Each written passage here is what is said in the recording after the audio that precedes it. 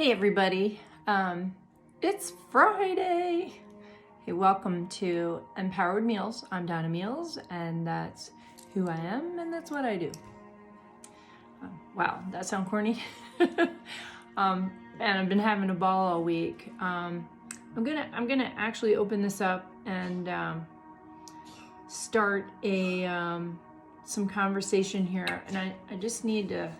Boy, this is really cool. I got a letter from a gal named Lupe, and she said, "I really appreciate you doing this for us. I was a 150-pound third grader, and I remember when my doctor gave me a bunch of pamphlets to read about being obese at 9 years old, and I had no clue what to do about it.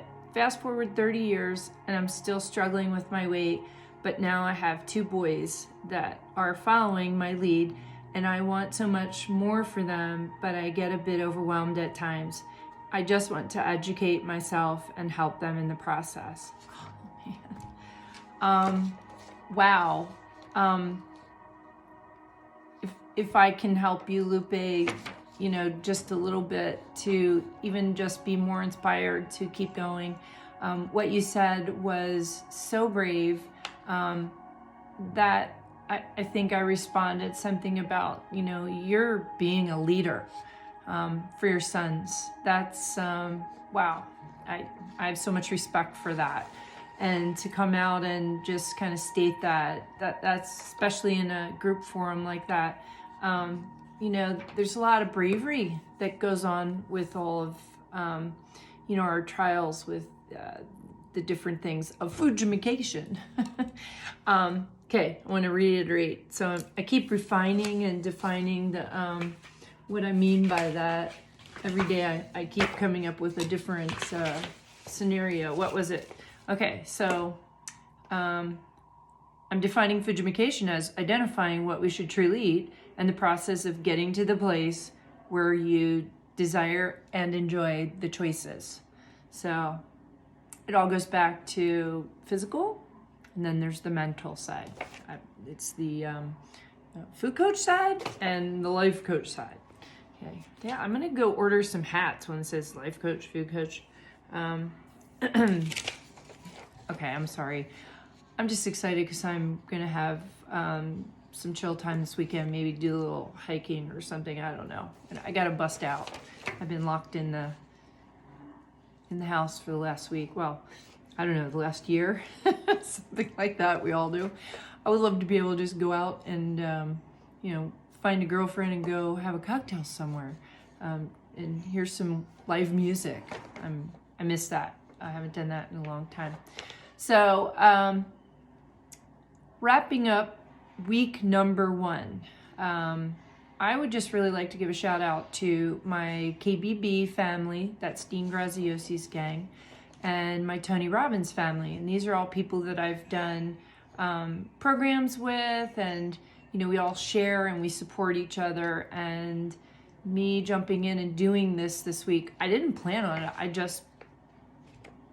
The universe spoke and I jumped and said, that's what I'm gonna do. And it was too funny because I'm like super highly organized, got to plan, everything's got to be perfect. I have to make sure all my stuff is ready to go before I do anything. And I jumped out of my box this week, and Lupe just gave me the go ahead as to why it was cool that I did that. So much appreciated for your feedback, Lupe. That was just that just made me feel so good. So my meme for the day, okay, I'm gonna make sure you guys can see this. Okay, so it's change your beliefs and you'll change your thoughts. Change your thoughts and you'll change your habits. Change your habits and your life opens up to unlimited possibility. So true. So true, so true. That's kind of what I keep railing on with in my life coaching business. Habits and the creation of healthy habits, the things that are really good for us, that work in our favor, is probably the single most important goal that you can have. Not even the, oh, hey, I want a Maserati. You know, sure, that's a goal. That's my goal. But you know, my habit really is my goal. I mean, that's a goal. But my habit is real, or I mean, my goal is to have the right set of habits that get me to that it's not even like I'm trying to do that. That's not what I'm working for. I'm not working for a car. I'm working for feedback from gals like Lupe. You know, that just was a huge signal to me that I'm doing what I'm meant to be doing. And that's really my goal. My goal is to do what you love, be happy at it, be successful at it, and the rest will follow. Set it and forget it.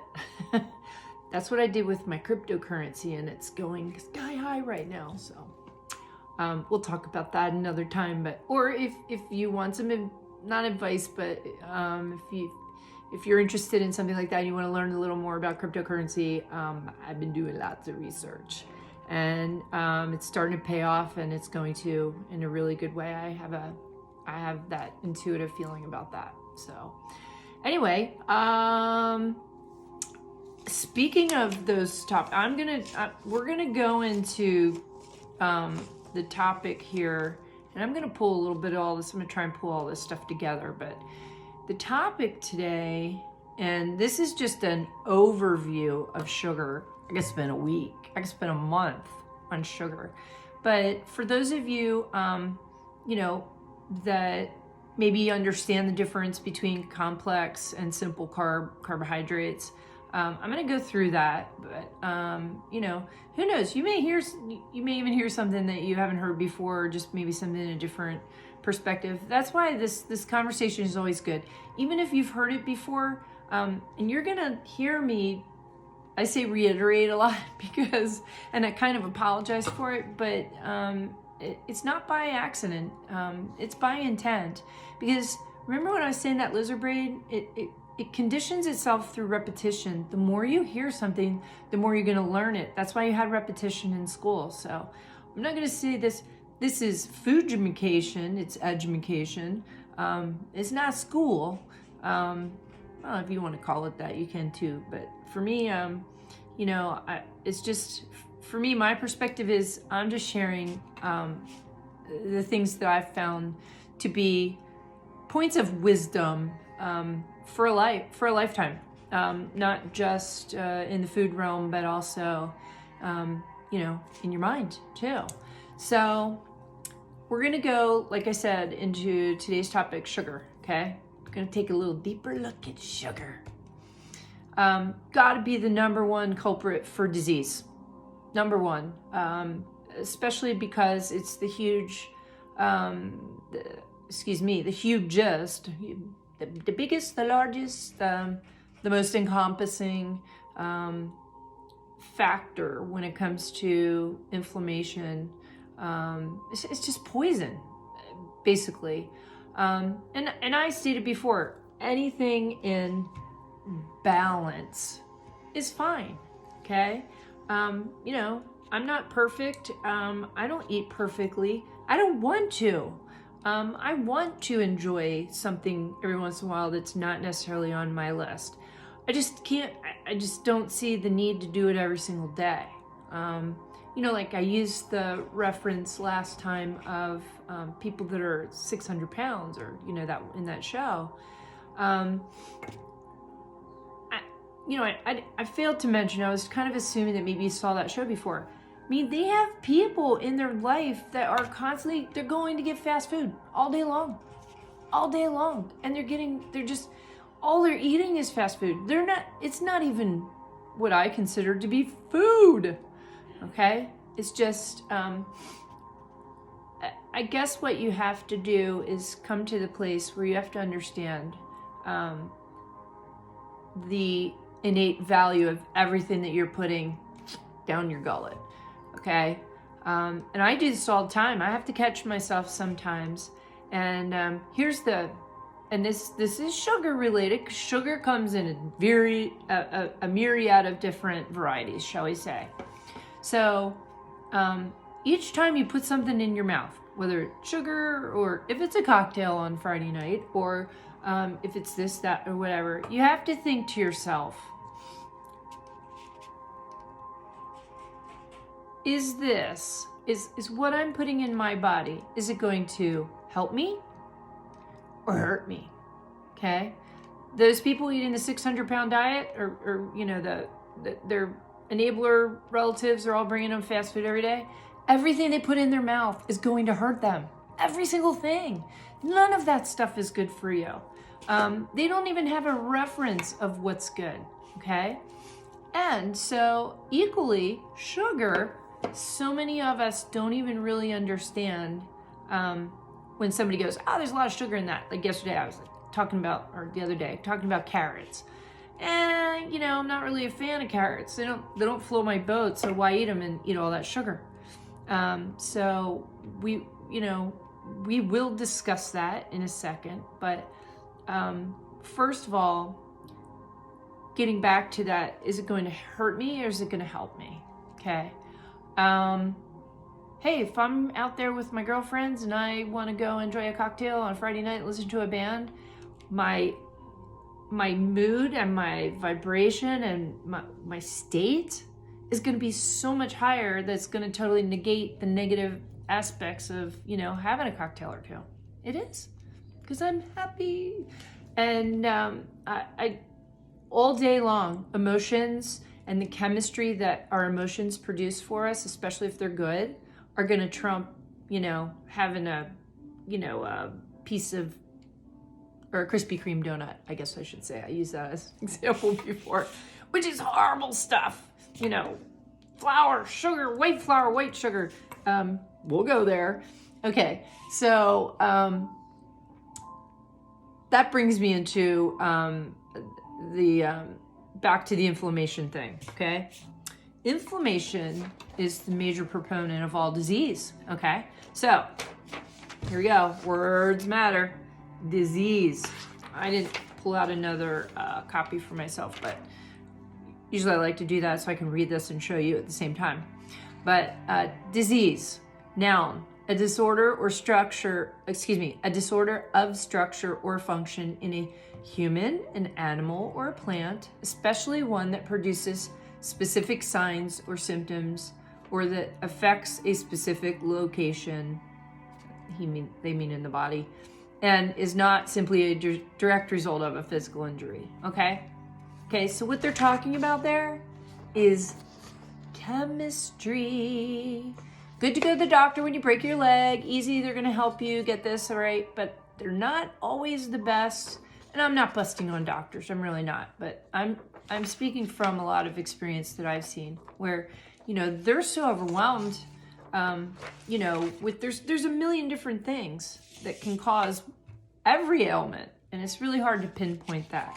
So if you just eat right and have your chemistry in the right place, then you don't have to worry about getting sick and having some weird disease that a doctor has to try and figure out what it is.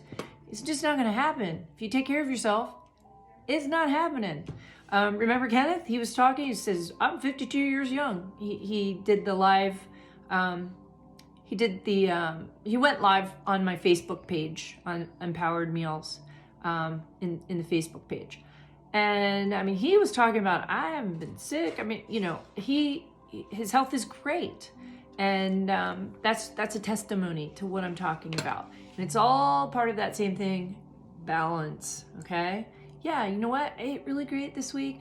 Doesn't mean, I've earned the right to do, because you don't have to feel that you've earned. You're a big person. You are in charge of yourself.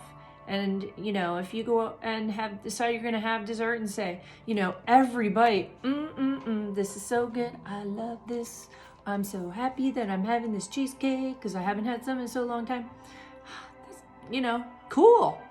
You need to do that every once in a while. We can't live in depravity.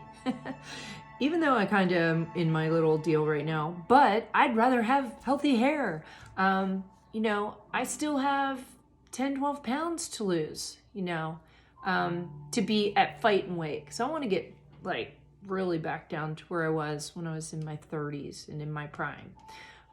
So, you know, I'm on the Peloton every day, got the weights, because I can't go to the gym, you know. Can't wear a mask in that place. So I'm kind of doing my own thing at the house here, you know, out on the porch, and I just bought myself some weights. I mean, I was doing curls with wine bottles at first, because when I went to Target, Walmart, whatever, everybody had the same idea as me, and all the weights, they were bought out. There was none to be had. So literally, I was taking, you know, I bought 2 big bottles of wine because they're heavy, and I was doing curls with wine, you know, making jokes with my girlfriends. Hey. You had to be there.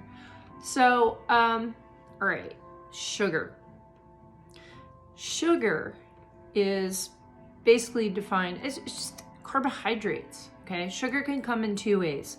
One, in the form of fiber, okay? And that's a complex carbohydrate, or a various entity of different simple sugars. You know, regular table sugar is one of those. Okay, let's talk a little bit about table sugar. It is, when you take it from, let's say, the cane sugar plant, through to white sugar. Keep it so you can see it. White sugar's over here, cane sugar here. It goes through about, I don't know, 4 or 5 different processes. White sugar is the most highly processed food item on the planet. It's amazing how many times that, you know, it goes through a different process, and most of them are chemicals. So when you see the little bag of sugar and it says ingredients, cane sugar or however they want to write it, they forget to add in the, I don't know, there's like 25 different other chemicals that are also going to be present in there. They don't have to be labeled on there because our labeling laws are geared towards the food industry, not towards healthy people. But you know, buyer beware. If you take the last process is bleaching it so it's white. Okay, if you have that, you can see it. It's natural sugar in the Mexican section out here in California. You can buy the sugar and it's like an off brown, not brown, but it's like a tan color. I buy that all day long than the white stuff, you know, back in the day, because I couldn't totally get rid of it in my household. I tried, but they wanted to, you know, murder me. My family, that is. So I would buy the azúcar, which is the Spanish word for sugar. It was cheaper. It was cheaper, and it was actually better for you because it didn't go through that last process of being bleached. Who cares what color your sugar is? I mean, if you're doing a specific high-end, you know, pastry product and you want the super fine, then I get it. Sure, you know, you don't want it to be off-colored. I shouldn't digress. I'm just going to leave it at that. But the thing about simple sugars are a lot of times what they do, well, not a lot of times, every time, when you ingest sugar or even agave or honey, which are better for you, they have more nutrients and they don't do as much damage, less chemicals, more natural, obviously, but they still spike your blood sugar, okay? So, diabetics, anybody that has, you know, issues with high blood pressure and being overweight and all the major things, sugar's going to be huge because it's an accomplice to all the other bad stuff that's not good for all that stuff too. So if you just decided, you know what, I'm going to be aware of sugar this week, let's, you know, go have fun this weekend. Okay, go crazy. But if you are in that category, shout out to Ollie Maxwell. I told you I was going to do, you know, I was going to do a show on this, and here it is. We're going to do more, but I want to give you guys a place to start, okay? So let's just eliminate sugar or cut it down a lot next week. And all that means is every time that you're going to eat something, think, is this going to be harmful or is it going to be helpful? Does it have sugar or doesn't it? Okay, so here are your guidelines, okay? Sugar can come in all of the various molasses and honey and agave and, processed sugar, brown sugar. Brown sugar is just regular sugar that hasn't been processed quite as much, okay? That's why it's still brown. They haven't bleached more of it out. Has a lot more nutrients. Like molasses is it's a byproduct of boiling down the cane to get to the sugar, and eventually, you have a crystallized product, but it starts with the cane juice. And molasses, basically, even though it is a byproduct of sugar and it's processed, a byproduct of the process, is still actually more healthy than regular sugar. Of course, there's not a lot of things, but I make a great gingerbread at Christmas time with Guinness beer and molasses. It is the best. And I make that gingerbread, and I have some of it I save for gingerbread, and with some nice whipped cream or maybe coconut whipped cream. I do that too. And then I save the other bit and I cut it into little cubes, and I make croutons out of it for my Christmas Day salad. So anyway, we'll talk about that in December, but there's not a whole lot of things that you're going to use molasses for. It's mostly in baking, but I have a nice tonic if you want to try and, because it's full of nutrients, by the way, excuse me, that's why I'm saying that. Okay. I have a nice tonic where if I'm doing a nice, detox, kind of a very simple diet, shall we say, regimen, curriculum, then alongside of that, I have, some lemon water with a little tiny bit of molasses in there. And it just helps keep your blood sugar on an even flow during the day because you're not really eating a whole lot. So it kind of keeps that more, along a steady stream, because that is the whole goal, okay? Especially when we talk people that are doing the intermittent fasting, and when you're talking about keto, a lot of it, so much of your health revolves around that blood sugar spike, the hills and valleys, okay? So when you have any of the simple sugars, like I just talked about, immediately it's going to send your insulin rush is going to go up. So your blood sugar is going to go up, up, up, up. Your pancreas working, or your, is working hard. Insulin's flying around, and hopefully what you ate it doesn't have a high, content of sugar. And you've eaten some other things there that are going to help kind of regulate it. Okay. And that would be fiber. Fiber's one. Fat, protein. You should always have a little good balance. Fat, protein, fiber. The fiber is also part of the carbohydrate group too, but it's a complex carbohydrate.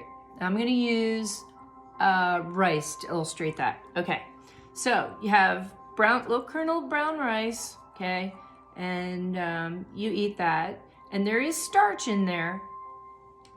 Rice is basically, it's the husk or the little shell that makes it brown, and it makes it a little more crunchy, chewy than just regular white rice.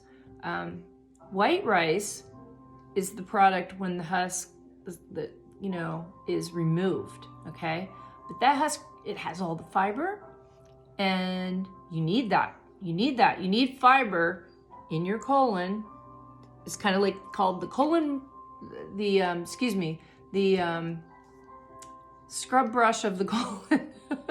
It's a weird term, but you totally get it. It makes sense. And what it does is it helps clean you out. That's why people, when they're constipated, they do Metamucil, they take fiber. Okay, same idea. You need fiber to kind of help keep you regular so things don't get clogged up in there. The brown rice in its pristine natural form is really a nice, it's got all the nutrients, a lot of minerals, and all kinds of things in there that are good. So when you process that, you take the husk off the brown rice, it becomes white rice. And what's white rice? Same thing with flour, okay? If you take flour, whole wheat flour means it's all ground up and you get all the husk with the, the fiber and everything's in there. That's why it seems a little more, it's got a little more feel to it, okay? That's why white flour is so smooth, because all you've got left with is the starch. But most of the vitamins they're gone. They've been processed out, and all the fiber. So everybody says, don't eat white flour, white sugar. Well, we all know that. We've been hearing that for years, but now you know why, or hopefully you already did know that, But when you eat flour, or you could take rice, mush it up, add some water to it. What is it? It's like sticky. Do you ever overcook, white rice and it's just too much water and it's just sticky? Well, imagine that if you ate a pile of white rice that wasn't sticky, and then it just mixed with all your juices and the water you drank or whatever. Oh my God, what is it? Glue. Okay, flour. Many of you are not as old as me, but when I was in kindergarten, we did this thing called paper mache. Somebody had to bring in newspaper, somebody had to bring in flour, okay? So what the kindergarten teacher do, Ollie's mom, Mrs. Maxwell, okay, she'd say, okay, we're making paper mache. You guys, you peel the paper and you get little strips of paper and you mix the flour with water in a little bowl. You dip the paper in the flour and water mixture, and then you glued it on to whatever your little project was. Glued it on to whatever. It's glue, okay? When you're eating white rice, white flour, any grain that has been stripped of all the good stuff, okay? You're eating glue. You're gluing your intestinal tract together, okay? We will get into that, but you have these little things in your intestinal tract. I mean, it's like miles and miles and miles of them, because they're just like little hills and valleys. They have these little fingers, they're called villi, and they move everything along. Well, you eat glue, and then all of a sudden they're like, you can't even see the little villi. They can't move because they're all crunched down with all the glue. Well, the food's not going to move through. Okay, imagine if you had the sewer system in the city you lived in, and it was clogged up. There was nothing. I mean, horrible. Okay, that's why people have flatulence.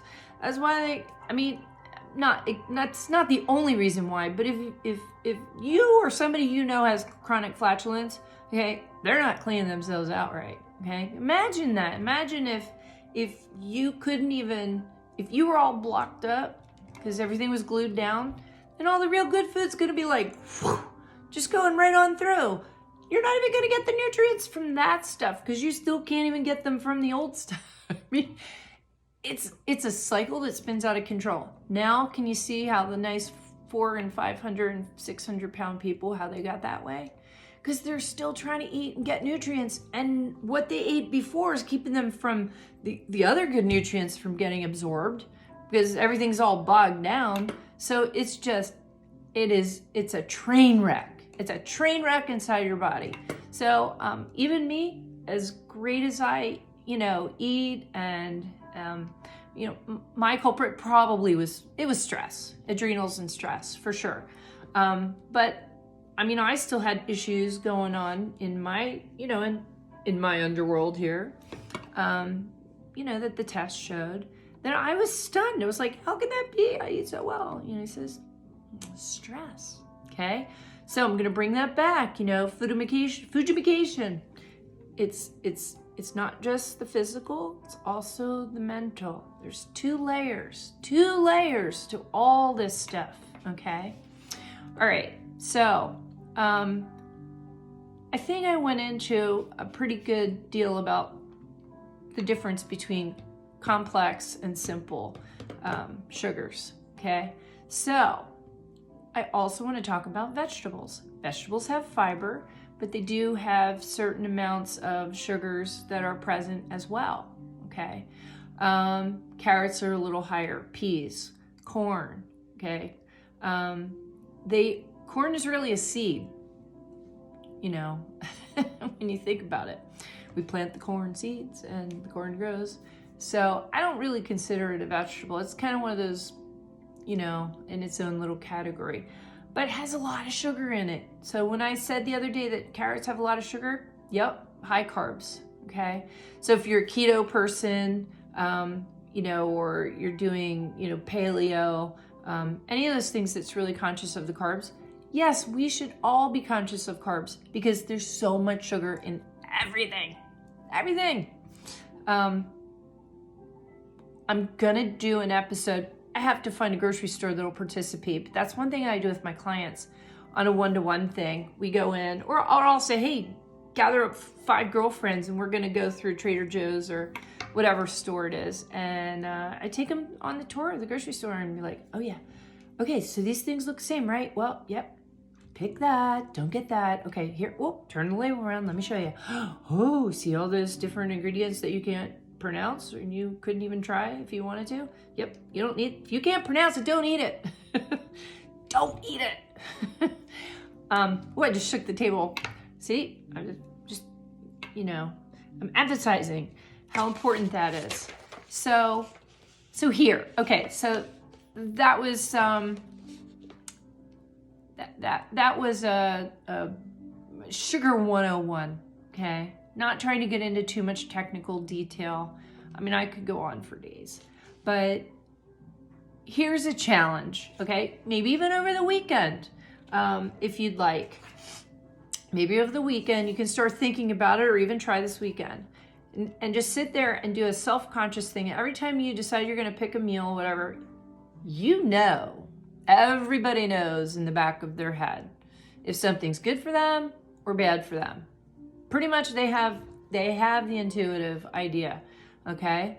And see if there's something else that you could go, refer to my coffee thing, my pseudo fake coffee that's really roasted dandelion, and say, you know, I'm not gonna have the real thing. I'm gonna take a stand and I'm gonna be really proud of myself when I choose something that's better for me or my kids, okay? Like Lupe was saying, you know, I had to go there too. You know, my kids were not happy with me when I swooped around. I mentioned before, I went a little too quick, too fast, and they were just like, whoa, what? Why can't we have sugar at all? You know, baby steps. I went through my pantry and said, you gotta go. Because I learned so much and I knew too much.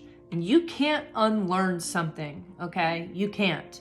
I'm sure the next time you want to sit down and have some white rice and you get the choice of brown rice or white rice, you know, you're going to think twice and go, do I really want to clog up my intestines? You know, I don't, you know, I don't. I will do some white basmati or jasmine every once in a while. You know, I'll be in a restaurant and they don't offer the brown. They don't offer the, you know, the whole rice. And I'll just be like, okay, but I just eat a lot less. I don't need that. I'll take a big spoon of curry, couple rice, just to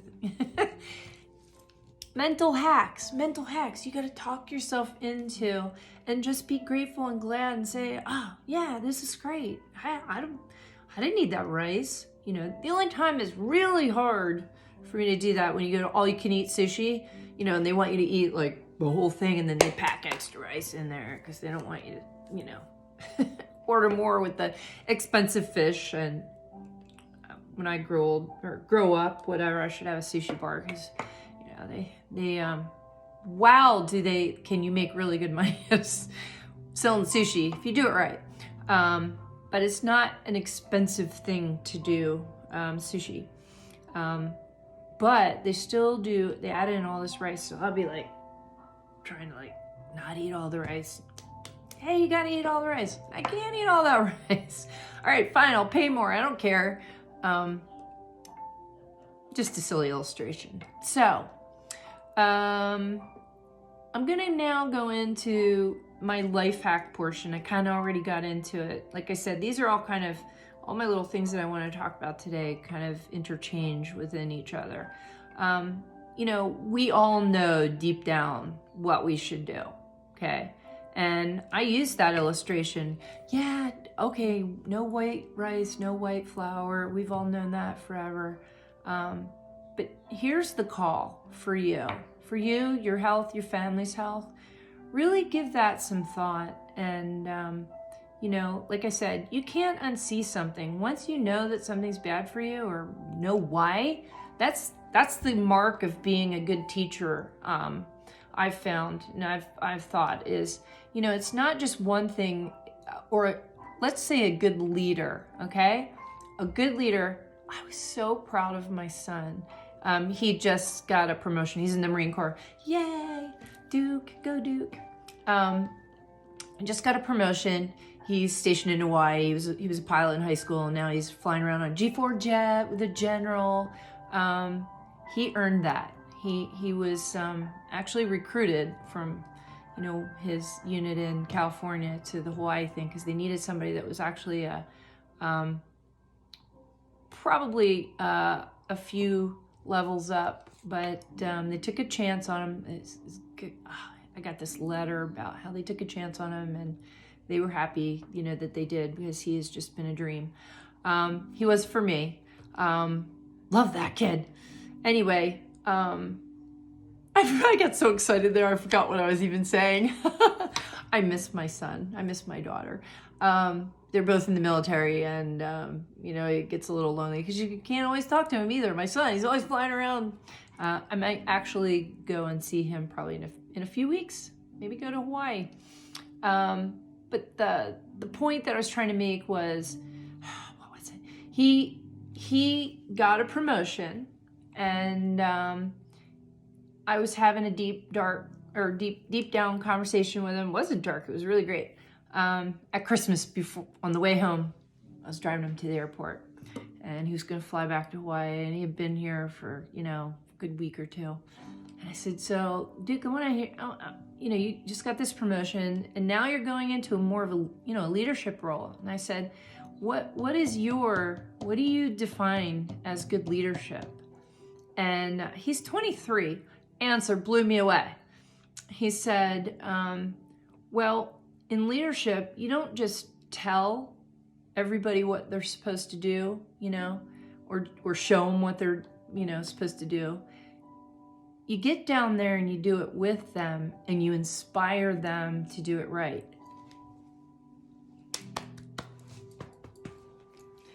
I was so proud of him to hear him say that, because that's what we need to do for our family and for our kids, is we need to take that leadership role and not just say, you'll eat the damn sugar-free whatever and like it.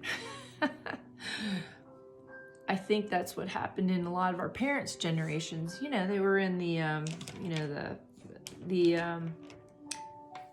Depression era. They grew up in there, and everything was like, do it because I said so. Which only goes so far. I think if you do it too, and you guide and you nurture and you explain why. So, you explain why something is good, and maybe your kids won't hate you half as much as mine did. But if they know that your intent is to do better, and everybody's so conscious about how we look, etc., use that to your benefit every once in a while too, and say, look, everybody's so, because they're going to register with that. Oh, I'll look better if I do that. I mean, we all want to look better, so even if we're kids, we want to fit in. It's those three basic needs. We want to be loved, we want to be understood, and we want to fit in. Those are the three things in life, and everything kind of boils down to that with the, everything in that realm. We want one of those things. So that leads me to my food hack. And I think the best food hack I was getting at it is, for those of you, cook with somebody this weekend or on Monday or whatever, and find a recipe that fits in all the things that you're going with. If you still need a clue on what to go with, call me, email me. Challenge@wiselifeconsulting.com. And I'm going to hang out and chill this weekend. I'm going to going to put all this in the back burner and just think about what I'm going to do next week. So I got plenty of time. I'm shut in, can't wear a mask anywhere, so I'm here. And I would be so thrilled and happy if anybody contacted me. You can message me or whatever. You know, leave a message underneath the, you know, the video here, and you know, I'll try and help you find a good recipe for something that you're interested in. I got a million of them. It's knowing which ones to put out there. So I think that that's my food hack for today, because you can fujimicate your people, your kids, your siblings, your people that you live with, whoever it may be, or even just your friends. Have them come over and cook with them, and pick something that's going to be really healthy and happy, and just be grateful for it. And say grace. Thank you, universe, for all of this stuff. You know, it's a weird time, and we just gotta kind of like, I think I said it before, you know, you can focus on what's not working, or you can just put that away and just look ahead and focus on what's happening. It's common sense. Your brain chemistry is going to be better for it. The gratitude thing, every time you're grateful, your whole brain chemistry changes around, and you can go from being to just like that, just by thinking. I do it. I can think of my son Duke and think about that lovely letter that somebody sent to me, and I said, oh yeah, he's on his way. He's gonna be so successful, and he's just a good person. And I'm really, both my kids, they're amazing. And it's because those little things where I tried to make sure that I was a good leader for them and teach them the stuff that was important. Okay, so one more shot of this. This is what's important, okay?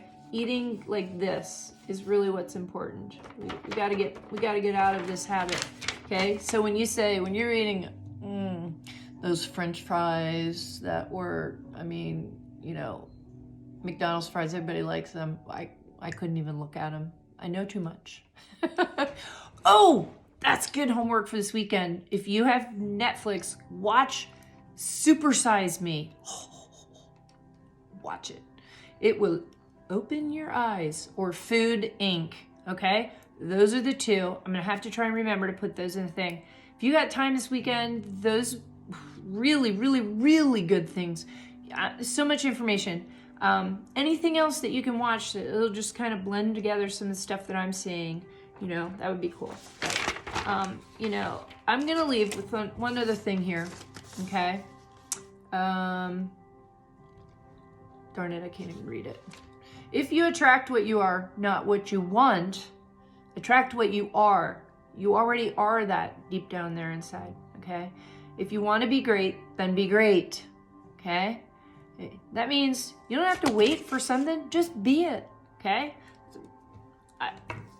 That was the epiphany I had this weekend when I said, I'm just going to start this channel, you know? I'm going to read it again. You attract what you are, not what you want. If you want to be great, then be great, okay? So, I don't know if you guys know about law of attraction, The Secret. That's, I mean, it's good, but it doesn't go far enough, okay? And the real crux of things are, if, talked about the wavelength and the energy, okay?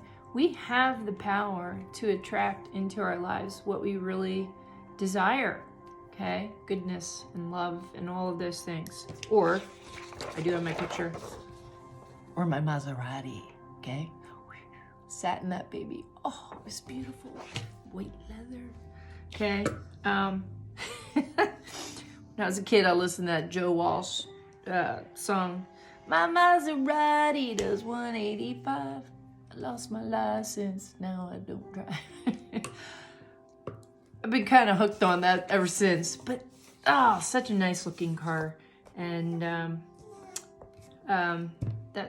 that's in my book. I have a book of all the things that you know, I'm going to accomplish, and a couple little things that I'm going to spoil myself with.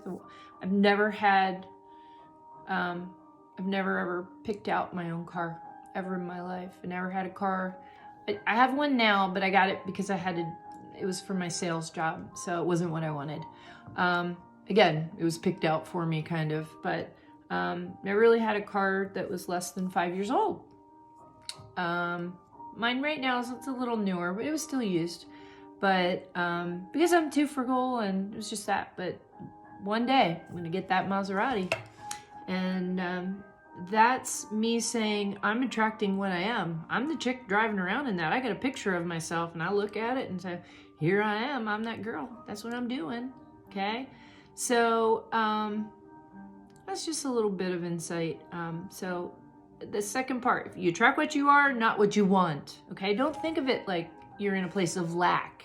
Okay, just like we were talking, see the ball, be the ball, see it, see the positive. Don't work out of the lack of something. And if you want to be great, then just be great. Just be a better version of yourself. Just start in the next 5 minutes. Go plan a nice dinner with your family or somebody, whatever. And if you need any help or pointers on ideas of a recipe or whatever, get in touch with me and I will be happy to help you out with that, So, thank you very much. Oh my gosh, still 46 minutes. I thought this was going to be really quick. Sorry, lots of information. You got all weekend to watch this. But I appreciate you spending your time with me, and I appreciate the wonderful feedback that I've been getting. Kudos to anybody that has the nerve to put their story out there. I think it's awesome. That means you're a leader. Yay, let's go be leaders and be awesome and attract everything that's great and wonderful in our lives this weekend. So, okay, be good, everybody.